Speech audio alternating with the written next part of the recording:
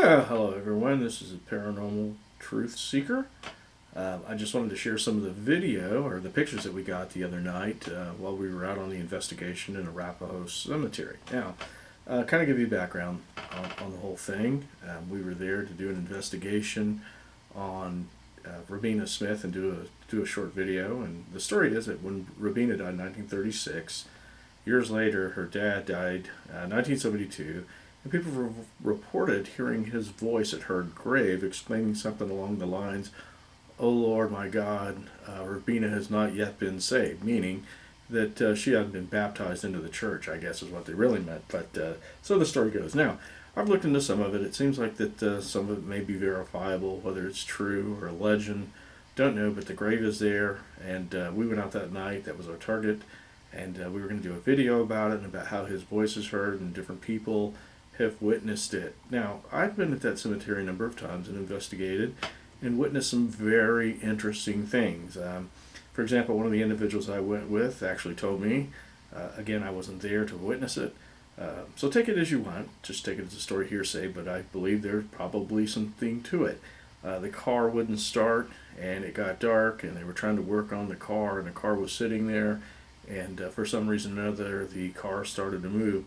When they finally were able to get the car started, believe it or not, according to the story, now I know this individual very well, and I interviewed both of the witnesses, so they gave me the same story with very little differences, which is something you can look for in a story. But anyways, so as they got ready to leave after the car started, which for some reason they couldn't understand why all of a sudden it wouldn't, now it did, but you know, those kind of things happen.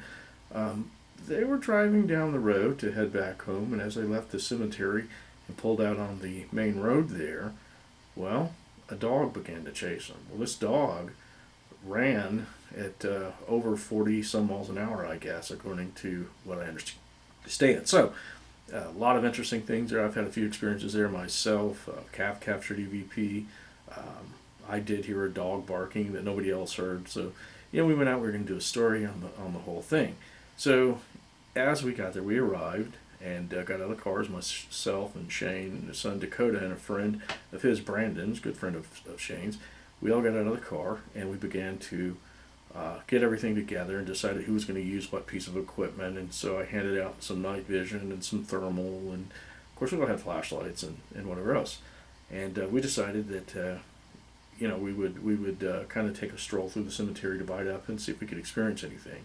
So I'd had some interesting experiences. You can go to my website, prosinvestigations.com, and read about that. Again, prosinvestigations.com. So we walked the cemetery. Shane was operating the Seek thermal, as you can see there in the picture. It doesn't take video, but it does take picture. And so anything that's going to show up, light, as you see, a couple of headstones there, they're going to hold a lot of heat this time of the year. And so they're going to appear light or bright, and anything cold is going to appear dark. So you can see that dark spot in the center of the screen. So Shane remarked to me as he was scanning that, we have this dark spot. I have no idea what it is. It just appeared out of nowhere. You know, I scanned past, it wasn't there, now it is, don't know what it is. You know, kind of weird. So as we moved, we began to notice, I didn't, Shane did through the thermal, that this dark spot began to follow us. Now I don't know what the dark spot is, got no idea. I'm not going to tell you that it's a ghost or that it's not or something else. Malfunctioning of equipment, don't know.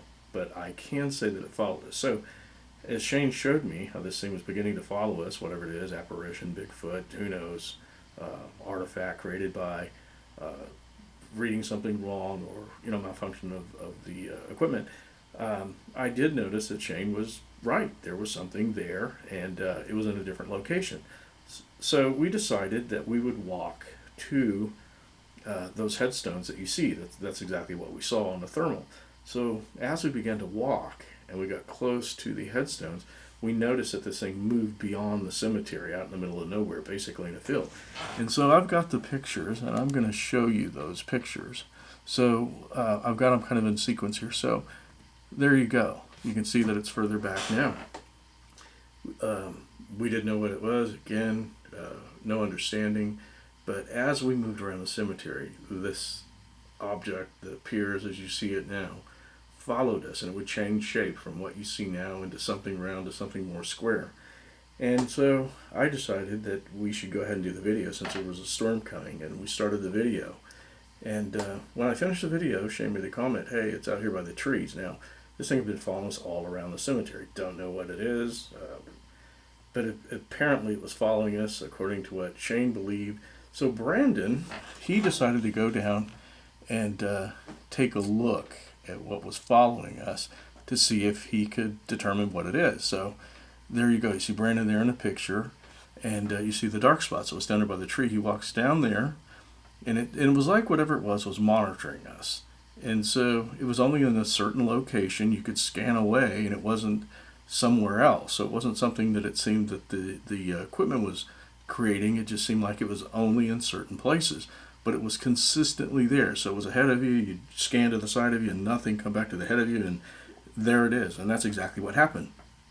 So Brandon walked down there to try to figure out what it might be, because it got the best of his curiosity. And as he walked down there and got close near that tree, he heard a growl. Now, Brandon's words were, and you can hear this on the other video that we have, his words were that it wasn't an animal, it wasn't human. And so I have no idea what it was. And so at that point in time, I'd finished the video, turned around with the camera. Dakota was standing there with the night vision.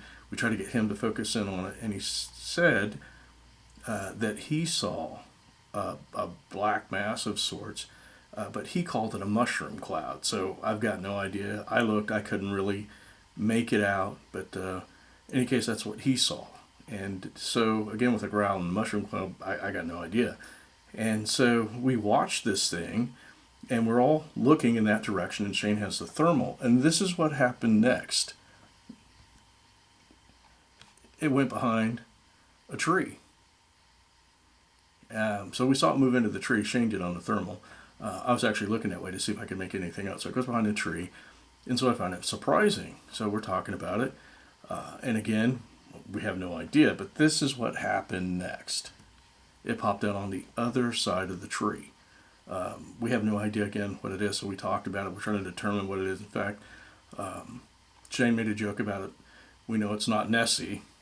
So we didn't know what it was, but it did follow us around the cemetery. I can't tell you that I was scared at any time, but it's not the first time that I've been to a cemetery where things like this have happened, not necessarily with thermal, but where we saw things moving, dark objects, looked like maybe an animal of some sort, and heard growl sounds. So my advice to anybody that goes out to any of these cemeteries, be careful. I don't know what's out there. Don't know if it's animal. If it's paranormal, you got to be careful in some cases, because you might want to bring, you don't want to bring something home with you, is all I'm going to tell you. Whether you believe in that stuff or not, I'm going to let you decide what you believe. I've been to Missouri many times, and so you have to show me. I'm very skeptical.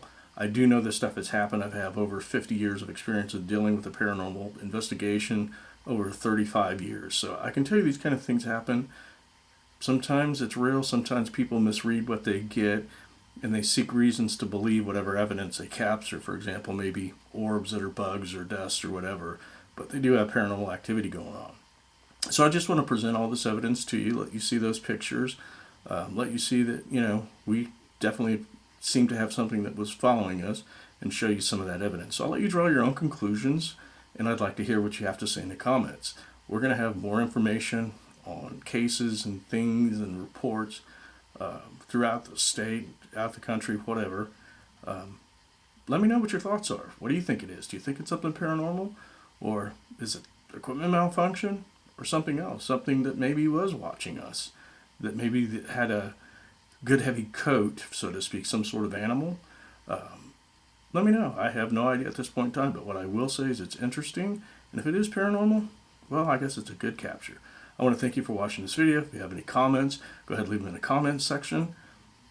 Also, you can get a hold of us again. Our email is prosinvestigations.com. If you have questions, let me know, and we look forward to hearing your comments. Again, like and subscribe, and we're going to have more videos coming. Thank you.